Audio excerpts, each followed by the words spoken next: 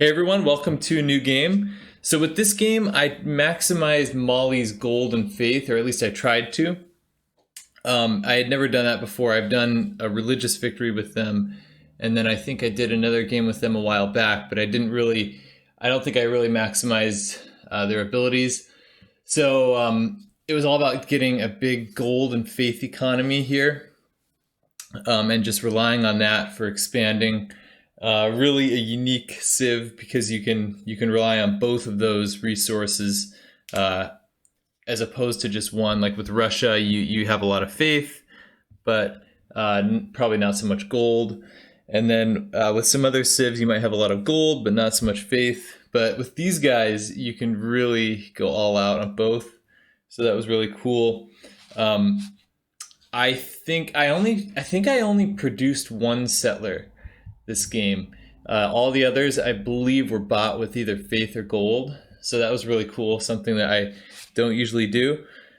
Um, so this was on a, let's see, it was a standard speed Pangaea map, standard map size. I did the secret societies, disaster intensity 2. Um, yeah, so 7 opponents. Here's the map seed if anybody wants to try that. Now I did do a wet map. Actually, I was considering a hot map with a lot of desert, but really, I think with Molly, you want to settle on the edge of the desert and get um, the good holy sites with desert folklore, not necessarily like in the middle of the desert. So I went ahead and just did a New World Age wet map, and there was enough desert on there to get some good holy sites. So let's see. Let's talk a little bit about the specific strategy.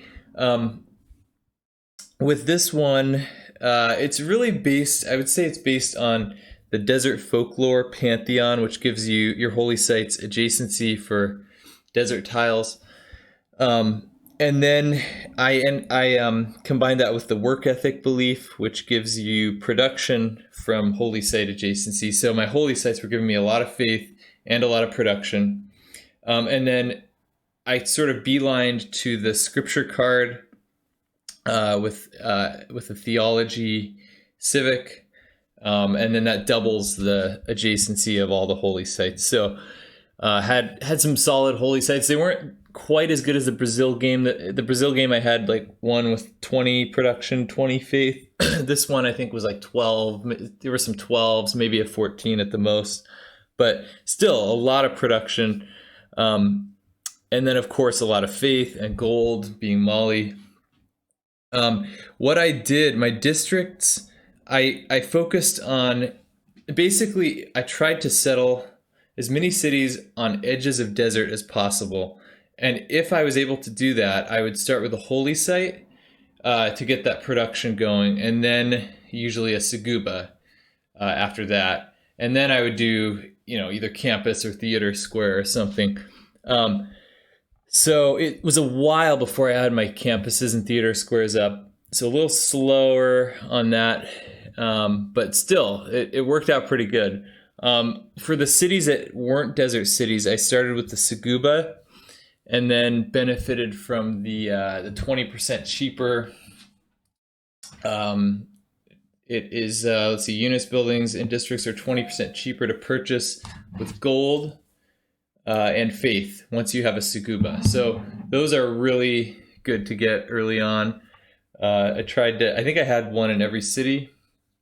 And it really does make a difference. I mean, buying settlers with the monumentality golden ages gives you, the settlers are pretty cheap with this.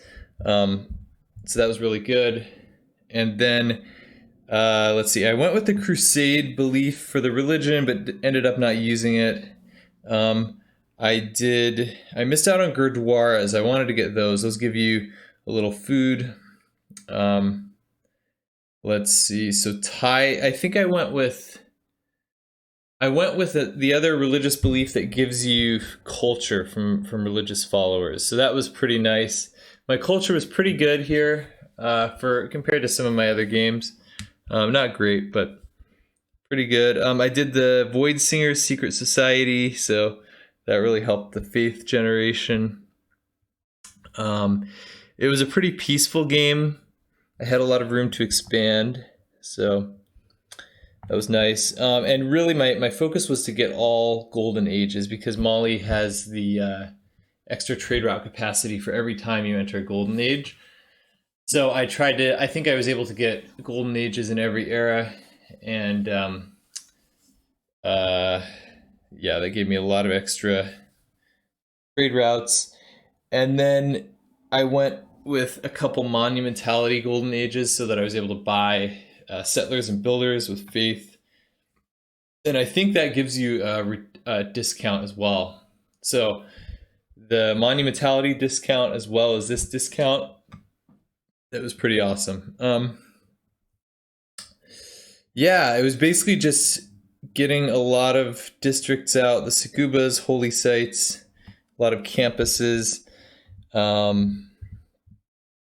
Yeah, and then otherwise just a pretty typical, ended up being a science game, but that wasn't really the focus. The focus was just to see how much gold and faith I could generate. So yeah, it was definitely a really fun game.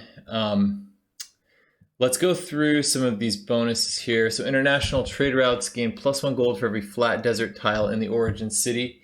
I sent the city with the most flat desert in my empire was my capital.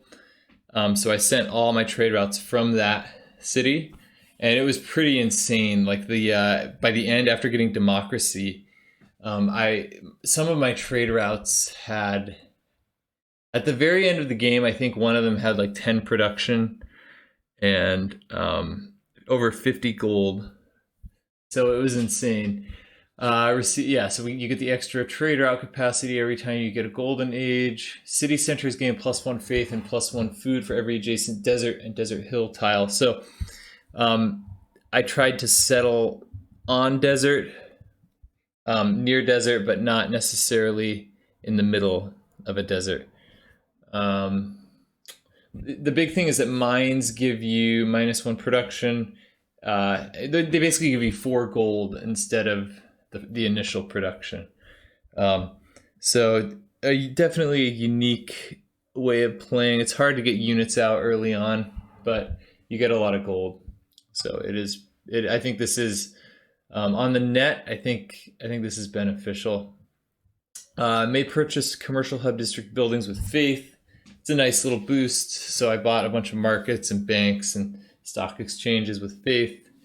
And then, of course, the penalty for building buildings and units. The Saguba is really cool because you get the adjacency from holy sites, which you don't usually get with a commercial hub. Cheaper to buy buildings and units and districts once you have one. Yeah, so 2 gold for each adjacent holy site, 2 gold from a tile containing a river edge. Yeah, so it's like a typical commercial hub. 1 gold for every 2 adjacent districts. I had some really good Sagubas in my empire. This is the cavalry unit. I had planned to go to war and try this unit out, but plans changed, so didn't really use that. But definitely, I think this is definitely one of my favorite games. So a lot of fun. All right, enjoy.